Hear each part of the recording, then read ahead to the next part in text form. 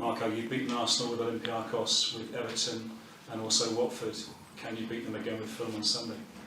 I don't know, but we are going to do our best, definitely, and we are trying, and it's a football match, and all of you know already that what we are capable to do. We know that we are going to play against one of the better teams in this country, because that they, from the beginning of the season, almost beginning of the season, they are on top of the table. They have been really consistent, playing good football, adapting really well, and reacting well when something comes wrong. When they don't achieve a good result, straight away come the reaction. It was a good example after the defeat against City at home. They have Everton and City at home, two bad results, but after straight away they react well, and late goals and winning some important games as well. And what means they are getting the maturity and the experience to react in the right way, and will be a really tough game for us. But we are going to do our best again to be really tough for Arsenal.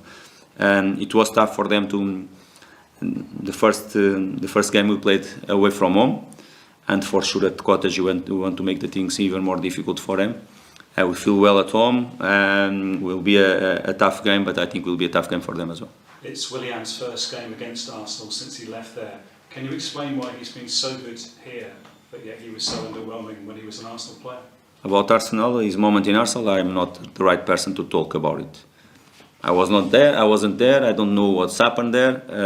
I can talk to you about William with our shirt and with us. He's being brilliant, he's doing really well. Really humble person, top player.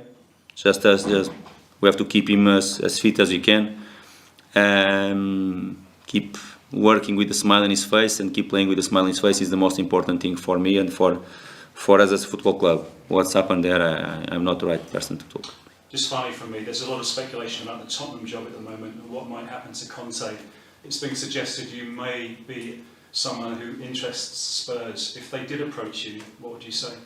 I will not make any comments on that. I cannot control what the people, myself as a manager, our players, other managers as well, we cannot control what the people write about the situations, and I don't make any comments on that. Could you say anything more about your own contract and whether you'd be happy to you know my contract. I have this season another year contract under this football club. I'm really happy here. Not any comments on that. Speaking of players being tired, could Arsenal's trip to Lisbon midweek work in Fulham's favour on Sunday? Let's see. You know that Arsenal, and they have been doing this so far. I think their approach to the Europa League is always different than Premier League, and you know it. Of course, they have some players injured and some illness during this week.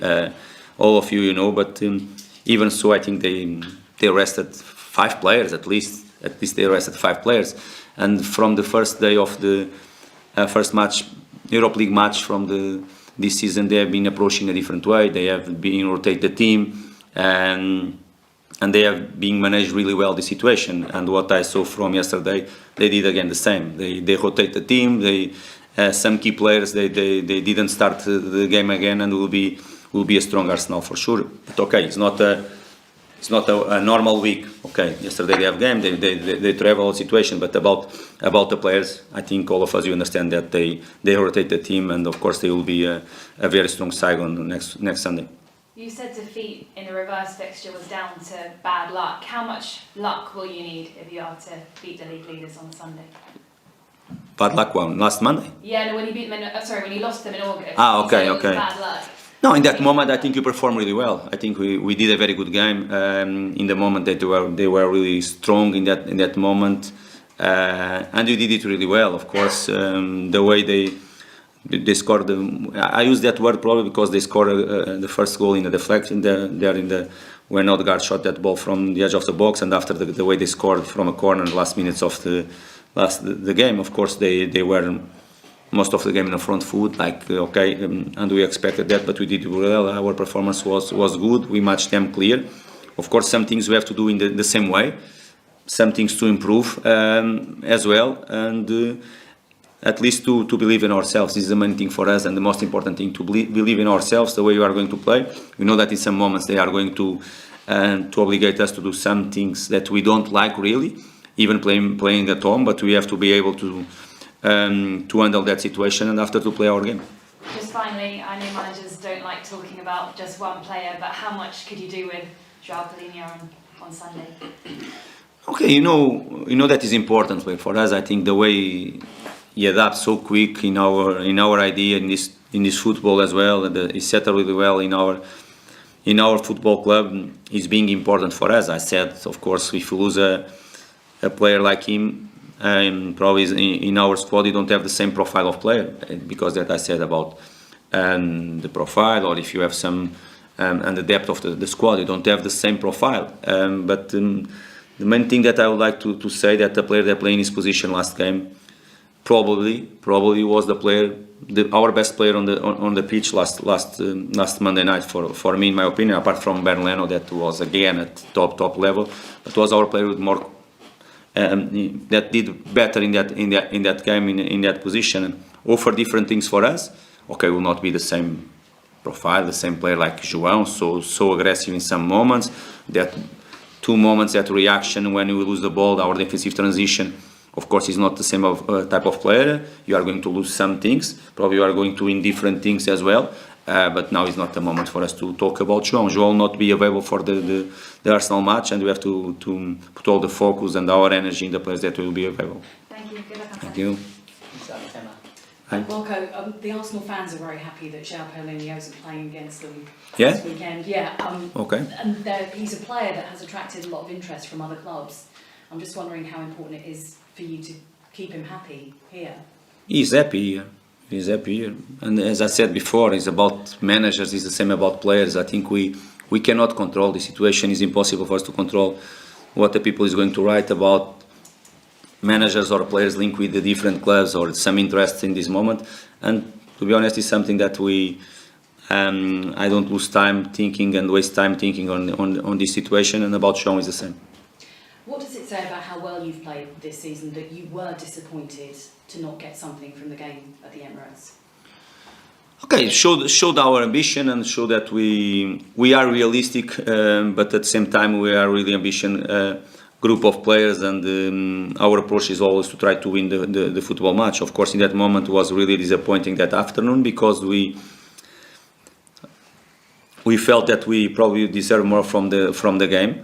But okay, that's football. We try to learn from that situation. When we consider a late goal like we considered in that moment, okay, it makes it hurts a little bit. Even after that moment, we had a big chance to equalize the game again.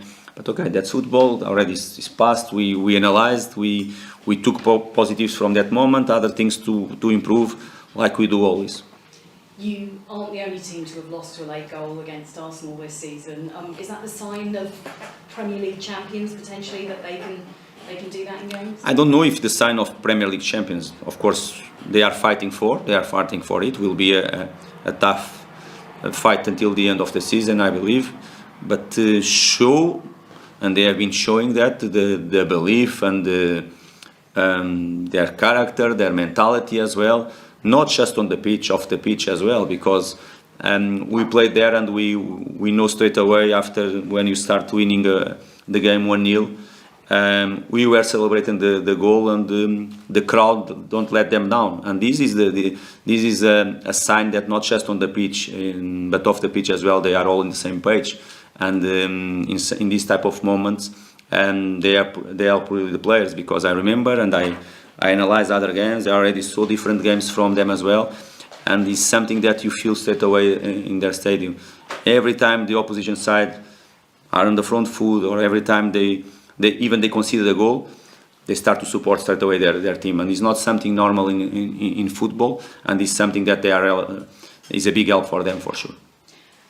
There's been a little bit of criticism about the way that Arsenal have sometimes enthusiastically celebrated some of their results, and you as a manager have had a touchline ban because of maybe some of the passion you've shown in the dugout.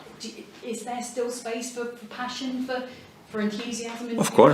Of course, you cannot take. What's the problem? They celebrate the goals like they feel the moment. Of course, and in football, if you are, last game is a good example. If they were losing the game 2-0 and after they scored the late goal, what's the problem to celebrate? I think they was not lack of respect with no one. They celebrate probably more with more emotion than normal. But okay, if you do it in a normal way, I think I don't see the problem. The emotion has to be always there, within the rules, of course, respecting everybody, respecting the opposition side, but always has to be there in a football match. You'll let your players be passionate and enthusiastic if they win.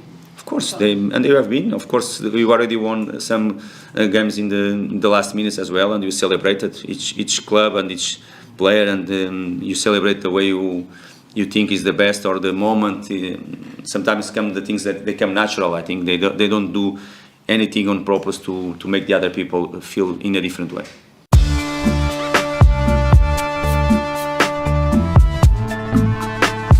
Welcome to the Arsenal News Channel. This is the perfect place for all Arsenal fans to stay up to date with the latest news and updates about the club. If you're passionate about football and never miss an Arsenal game, this is the right place for you. We provide the latest information on transfers, game results, exclusive interviews with players and coaches, as well as tactical analysis and team strategies. Don't waste any more time and subscribe now to stay updated on everything happening at Arsenal. Don't forget to leave your like and comment below on what you thought of the latest news from our beloved team. Following Arsenal's draw against Sporting CP in the Europa League, several headlines emerged, including news that Edu had the chance to transfer a player for £53.3 million.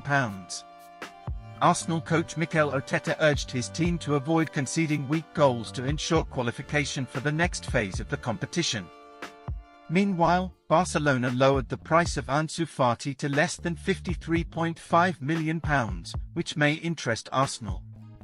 In addition, Gabriel Martinelli has stood out as the team's top scorer this season and renewed his contract with the club until 2027. Darren Bent, former Premier League striker, highlighted Martinelli's quality in his team, preferring him to Neymar of Paris Saint-Germain. In summary, Arsenal's draw against Sporting CP generated several relevant news for the club. Mikel Arteta urged his team to improve their defence to secure qualification in the Europa League. Furthermore, Arsenal's interest in Ansu Fati, with the reduction of the price requested by Barcelona, may bring news in the transfer market. On the other hand, Gabriel Martinelli's contract renewal and his excellent form have caught the attention of experts, who compare him to Neymar. It will be interesting to see how these news will develop in the future and how they will impact Arsenal's performance in the next competitions. And with that, we come to the end of this video. We hope to have brought you the most relevant information about Arsenal, our subscribers. Keep following our channel so you don't miss any details about your favorite team. Leave your comments below on what you thought of the latest Arsenal news, and don't forget to leave your like to help promote our content. Thank you very much for watching, and until next time.